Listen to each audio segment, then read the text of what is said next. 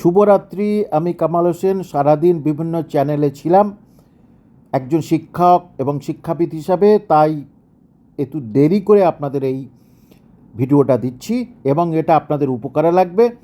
দেখুন, কোন 3 ক্যাটাগরির 12% সুদসহ 4 সপ্তাহের মধ্যে বেতন ফেরত দিতে হবে এবং যদি না তারা ফেরত দিতে পারে তাহলে তাদের কপালে খুব দুঃখ আছে। এরম সেই সংখ্যা কতজন?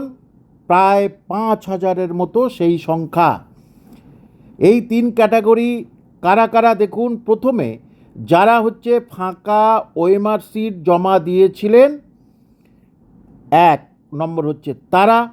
2 নম্বর যারা প্যানেলের বাইরে ছিল, অর্থাৎ তারা একেবারেই ফেল করেছে অথবা পরীক্ষা দেয়নি, এমন ব্যক্তিরা টাকার জোরে চাকরি পেয়েছেন।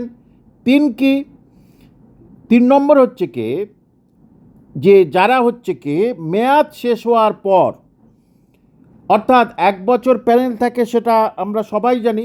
মেয়াদ শেষ হওয়ার পর যারা চাকরি পেয়েছে তাদেরও চাকরি চলে গেল এবং 12% সুদসহ এদেরকে দিতে হবে।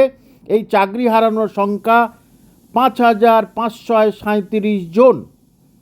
5,537 জনের টাকা ফেরত দিতে হবে এবং তাদের জমি জায়গা সব কিছু বিক্রি করে টাকা দিতে হবে। ডিএমকে সেটা রিপোর্ট দিতে হবে 3 মাসের মধ্যে।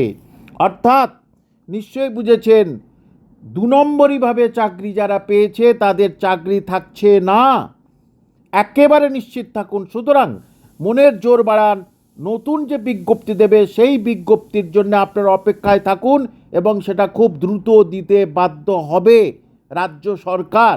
না হলে কিন্তু রাজ্য সরকারের কপালে সামনে যে বিধানসভা ইলেকশনে বিরাট দুঃখ আছে।